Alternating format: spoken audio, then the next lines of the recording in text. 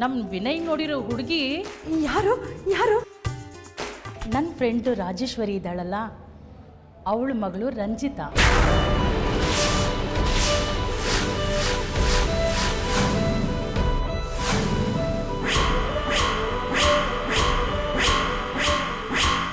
ಅಲ್ಲ ರೀ, ಬಟ್ಟೆಗಳನ್ನ ಕೊಟ್ರೆ ಹಾಗ ಮಾಡೋದು? ಬಟ್ಟೆಗಳ ಒಗ್ಯಕ್ಕೆ ಅಂತ ಕೊಟ್ರೆ ಕೊಳೆ ಎಲ್ಲ ಹಾಗೆ ಬಿಟ್ಟಿದ್ದೀರಾ? ನನ್ನನ್ನ ಯಾರು ಅನ್ಕೊಂಡಿದ್ದೀರಾ? ಒಂದು ನಿಮಿಷ ಚಿನ್ನು, ಈ ದೋಬಿ ಅಲ್ಲ ಅನ್ಸುತ್ತೆ. ಯಾರು ಮಾತಾಡ್ತಿರೋದು? ನೀನೇ ಕೇಳಿ ನೋಡಕ್ಕ, ಗೊತ್ತಾಗುತ್ತೆ. ನೀವ್ ಯಾರು ಮಾತಾಡ್ತಿರೋದು? ನಾನು ವಿಜಯ್ ದೇಸಾಯಿ. ಗೊತ್ತಾಯ್ತಾ ಯಾರು ಅಂತ? ಹೇಗಿದೆ ನನ್ನ ಐಡಿಯಾ? ಹಲೋ, ನಾನು ಚಿನ್ನು ಮಾತಾಡ್ತಿರೋದು.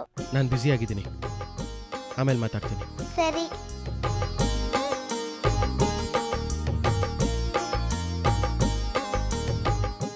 ಚಿನ್ನು, ಯಾಕೆ ಹೀಗೆ ಮಾಡಿದೆ? ಯಾಕಂದ್ರೆ ನೀನು ಮಾತಾಡ್ಲಿ ಅಂತ. ಅದಕ್ಕೆ ಸುಳ್ಳು ಹೇಳ್ಕೊಡೋದಾ? ಇಲ್ಲ ಅಂದಿದ್ರೆ ನೀನು ಮಾತಾಡ್ತಿದ್ಯಾ? ಅದು ಸರಿ, ಅವ್ರ ನಂಬರ್ ಹೇಗೆ ಸಿಕ್ತು ನಿನಗೆ?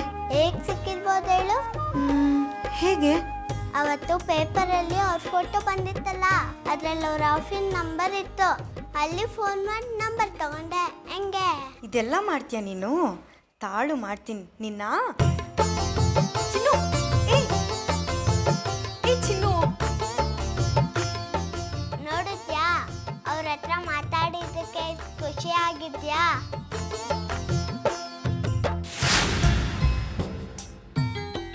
ಶ್ರೀಧರ, ಏನಮ್ಮ? ಈ ಮನೆ ಸೊಸೆಯಾಗಿ ಬರ್ತಿರೋ ಅಮೃತ ಶಾಂತಲನ ಬೆಂಕಿಯ ಅನಾಹುತದಿಂದ ಕಾಪಾಡಿಬಿಟ್ಲು. ಅದರಿಂದಲೇ ಗೊತ್ತಾಗತ್ತೆ ನಮ್ಮ ಅಮೃತ ಈ ಮನೆಗೆ ಅದೃಷ್ಟ ತರುವ ಸೊಸೆ ಅಂತ. ನಿಜಮ್ಮ, ಆ ಗಳಿಗೆಯಲ್ಲಿ ಅಮೃತ ಇಲ್ಲದೆ ಹೋಗಿದ್ದಿದ್ರೆ ಶಾಂತಲಾಗಿ ಏನಾಗ್ತಿತ್ತು? ನಮ್ಗೆ ಅದೃಷ್ಟ ಚೆನ್ನಾಗಿತ್ತು. ಅದಕ್ಕೇನೆ ಆದಷ್ಟು ಬೇಗ ಅಮೃತ ಈ ಮನೆ ಸೊಸೆಯಾಗಿ ಬರಲಿ ಅಂತ ಕಾಯ್ತಿದ್ದೇನೆ. ಅದಕ್ಕಿನ್ನೂ ಟೈಮ್ ಇದೆ ಅತ್ತೆ. ಈ ಶಕುಂತಲಾದೇವಿ ಮಗನ ಮದುವೆ ಅಂದರೆ ಎಷ್ಟು ಜನಕ್ಕೆ ಹೇಳಬೇಕು, ಏನೇನೋ ಅರೇಂಜ್ ಮಾಡಬೇಕು, ಇನ್ನೂ ತುಂಬ ಕಾರ್ಯಕ್ರಮಗಳು. ಹಾಗ್ಯಾಕೆ ಹೇಳ್ತೀಯ? ಮದುವೆ ಆಗ್ತಿರೋದು ಕೇವಲ ವಿಜಯ್ಗೆ ಮಾತ್ರ ಅಲ್ಲ, ವಿನಯ್ಗೂ ಕೂಡ. ಹಾಗಿರುವಾಗ ಜನ ಬರೋದು ದೇಸಾಯಿ ಮನೆ ಮದುವೆ ಅಂದ್ಕೊಂಡೆ.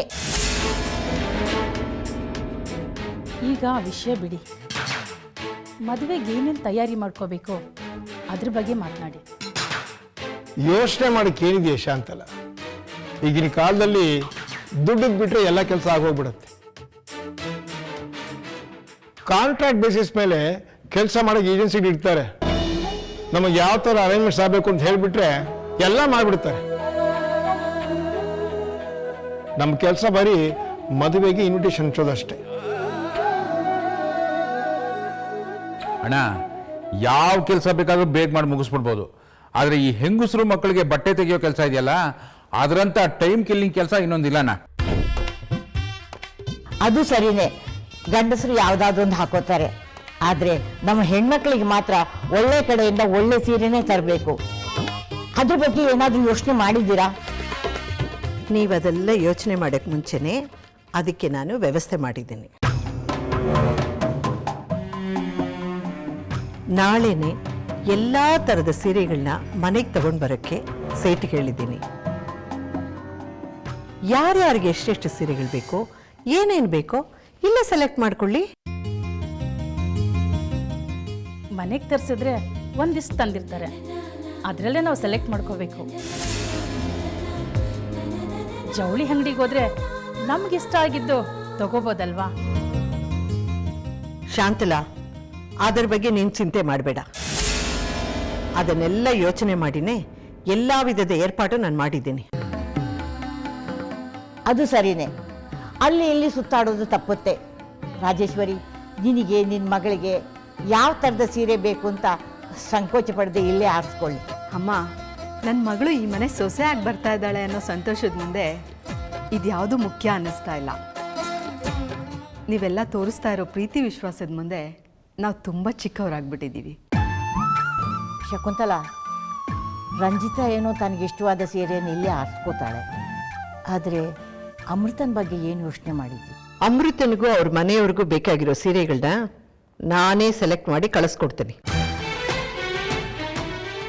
ನೋಡು, ಅಮೃತ ಮದುವೆ ಆಗ್ತಿರೋ ಹುಡುಗಿ. ಅವಳಿಗೆ ಅವಳ ಮದುವೆ ಬಗ್ಗೆ, ಮದುವೆಯಲ್ಲಿ ಉಳೋ ಸೀರೆ ಬಗ್ಗೆ, ಒಡವೆಗಳ ಬಗ್ಗೆ ತನ್ನದೇ ಆದ ಒಂದು ಆಸೆ ಇರುತ್ತೆ. ಈ ವಿಷಯದಲ್ಲಿ ನೀನು ಹಠ ಮಾಡಬೇಡ. ಯಶೋದಕ್ಕೆ ಫೋನ್ ಮಾಡಿ ಅಮೃತಂಗೆ ಬರಕ್ಕೆ ಹೇಳು. ಹೌದು ಶಕುಂತಲ, ಅಮ್ಮ ಹೇಳಿದ್ದು ಸರಿನೇ. ಪಾಪ ಮದುವೆ ಹುಡುಗಿನೇ ಇಲ್ಲದೆ ಬಟ್ಟೆ ತಗೊಳ್ಳೋದು ಅಷ್ಟು ಚೆನ್ನಾಗಿರೋದಿಲ್ಲ. ಅವರನ್ನು ಕರೆಸೋಣವಾ? ಹೌದೌದು, ಇದು ಪ್ರಜಾಪ್ರಭುತ್ವ ಇರೋ ದೇಶ. ಯಾವ ಕಡೆ ಮೆಜಾರಿಟಿ ಇರುತ್ತೋ ಆ ಕಡೆ ಸೇರ್ಕೋಬೇಕು. ನಾನಂತೂ ಅಮೃತನ ಮನೆಗೆ ಕರೆಸೋದ್ರ ಪರವಾಗಿ ಕೈ ಎತ್ತೀನಿ. ಏನಾದರೂ ಮಾಡ್ಕೊಳ್ಳಿ.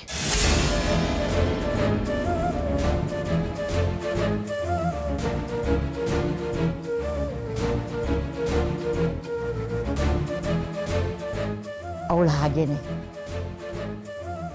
ಯಶೋದಕ್ಕೆ ಫೋನ್ ಮಾಡಿ ಅಮೃತಕ್ಕೆ ಬರಕ್ಕೆ ಹೇಳ್ತೀನಿ.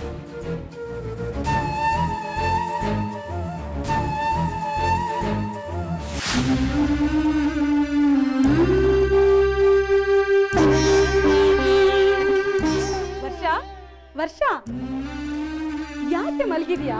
ಹೇಳಮ್ಮ, ನಿನ್ಗೊಂದು ಸಂತೋಷ ವಿಷಯ ಹೇಳ್ಬೇಕು. ಇನ್ನೇನ್ ಸಂತೋಷ ಉಳಿದಿದೆ ನನ್ನ ಪಾಲ್ಗೆ? ಎಲ್ಲ ಮುಗೀತಲ್ಲ. ಅದಕ್ಕೆ ನಿನಗೆ ತಿಳುವಳಿಕೆ ಇಲ್ಲ ಅಂತ ಹೇಳೋದು. ವಿಷಯ ಏನು ಅಂತ ಗೊತ್ತಾದ್ರೆ ನೀನು ಸಂತೋಷ ಪಡ್ತೀಯಾ? ಶಕುಂತಲಾ ದೇವಿ ಮನೆಯಲ್ಲಿ ಮದ್ವೆಗೆ ಸೀರೆ ತೆಗಿಯಕ್ಕೆ ಜವಳಿ ಅಂಗಡಿಯವ್ರನ್ನ ಮನೆಗೆ ಕರ್ಸಿದಾರಂತೆ. ಅದಕ್ಕೆ ಅಮೃತನ ಕರ್ಕೊಂಬನ್ನಿ ಅಂತ ಈಗ ತಾನೇ ಫೋನ್ ಮಾಡಿದ್ರು. ಅವಳಗ್ ಸೀರೆ ತೆಗೆದ್ರೆ ಅದು ನನಗೆ ಸಂತೋಷದ ವಿಷಯನಾ? ಅವಳಿಗೆ ಸೀರೆ ತೆಗಿಯೋದು ನಮಗ್ ಸಂತೋಷ ಕೊಡೋ ವಿಷಯ ಅಲ್ಲ. ಆದ್ರೆ ಮತ್ತೆ ನಮಗಲ್ಲಿ ಹೋಗೋದಕ್ಕೆ ಇನ್ನೊಂದು ಅವಕಾಶ ಸಿಕ್ಕಿದೆಯಲ್ಲ, ಅದು ನಮಗ್ ಮುಖ್ಯ. ಅಮ್ಮ, ನೀನ್ ಏನ್ ಹೇಳ್ತಿದ್ಯೋ ನಮ್ಗೆ ಏನು ಅರ್ಥ ಆಗ್ತಿಲ್ಲ. ನಾವ್ ಅಲ್ಲಿ ಹೋಗಿ ಏನ್ ಮಾಡೋದಿದೆ? ತುಂಬಾ ಇದೆ. ಆ ವಿನಯ್ ಮತ್ತು ರಂಜಿತಾ ಮದ್ವೆನ ತಪ್ಸೋದು. ಏನು? ಅವರಿಬ್ಬರ ಮದ್ವೆ ತಪ್ಸೋದಾ? ಅಮೃತ ವಿಜಯ್ ಮದ್ವೆನೆ ನಮ್ ಕೈಯಿಂದ ತಪ್ಸಕ್ಕಾಗಿಲ್ಲ. ಇನ್ ಇದೇ ಸಾಧ್ಯ ಆಗುತ್ತೆ? ಮನ್ಸ್ ಮಾಡಿದ್ರೆ ಎಲ್ಲ ಸಾಧ್ಯ ಆಗತ್ತೆ. ಏನಾದ್ರೂ ಆಗ್ಲಿ, ನಾನು ಅಲ್ಲಿಂದ ವಾಪಸ್ ಬರೋ ಅಷ್ಟರಲ್ಲಿ ಅವರಿಬ್ರು ಸಂಬಂಧಕ್ಕೆ ಹುಳಿ ಹಿಂಡ್ಬೇಕು. ಈಗ ನೀನು ಬೇಗ ರೆಡಿ ಆಗು. ಹಾಗೆ ಅವಳನ್ನು ಬೇಗ ಹೊರಡಕ್ಕೆ ಹೇಳು. ಅದೇನ್ ನಿನ್ ಪ್ಲಾನು? ಅದನ್ನಾದ್ರೂ ಹೇಳಮ್ಮ. ಅದೇನು ಅಂತ ನಾನು ಇನ್ನೂ ನಿರ್ಧಾರ ಮಾಡಿಲ್ಲ. ಆದ್ರೆ ನನಗದು ಅಷ್ಟು ಕಷ್ಟನೂ ಅಲ್ಲ. ನೀನೇನ್ ಮಾಡಬೇಕು ಅಂತ ಅಲ್ಲಿ ಹೇಳ್ತೀನಿ. ಈ ಸಲ ನಾನು ಹೇಳೋದನ್ನ ನೀನ್ ಸರಿಯಾಗಿ ಮಾಡು. ಮಿಕ್ಕಿದ್ದು ನನ್ನ ಜವಾಬ್ದಾರಿ. ಈಗ ಬೇಗ ರೆಡಿ ಆಗು.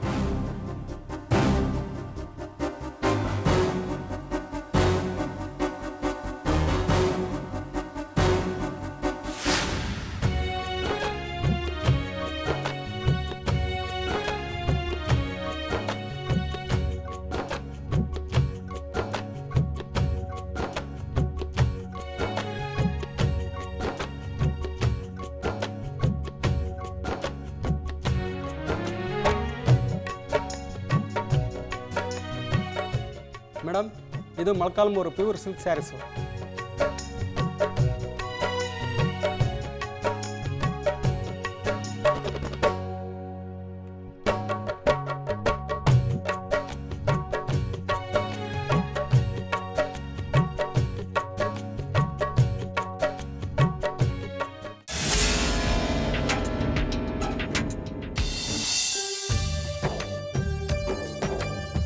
ರಂಜಿತಾ, ನಿನ್ಗೆ ಯಾವ ಸೀರೆ ಬೇಕು ನೀನೇ ಸೆಲೆಕ್ಟ್ ಮಾಡ್ಕೋ. ಸಂಕೋಚ ಪಟ್ಕೋಬೇಡ. ಮಮ್ಮಿ, ನಂಗೆ ಯಾವ ಸ್ಯಾರಿ ಸೆಲೆಕ್ಟ್ ಮಾಡಬೇಕು ಅಂತಾನೆ ಗೊತ್ತಾಗ್ತಾ ಇಲ್ಲ. ರಂಜಿತಾ, ನೀನು ನನ್ನ ಸೊಸೆ ಆಗೋಳು. ನಿನಗೇನು ಬೇಕು ಅನ್ನೋದನ್ನ ನೀನೇ ತೀರ್ಮಾನ ಮಾಡ್ಕೋಬೇಕು. ನಮ್ಮನೆ ಸೊಸೆಯಾಗಿ ಬಂದಮೇಲೆ ಹೀಗೆಲ್ಲ ಇರೋ ಹಾಗಿಲ್ಲ. ಆ ಬ್ಲೂ ಕಲರ್ ಸ್ಯಾರಿ ತಗೋ, ನಿನಗೆ ತುಂಬಾ ಚೆನ್ನಾಗಿ ಕಾಣಿಸುತ್ತೆ. ನನಗೆ ಬ್ಲೂ ಕಲರ್ ಸ್ಯಾರಿ ಅಂದರೆ ಇಷ್ಟನೇ ಆಗಲ್ಲ.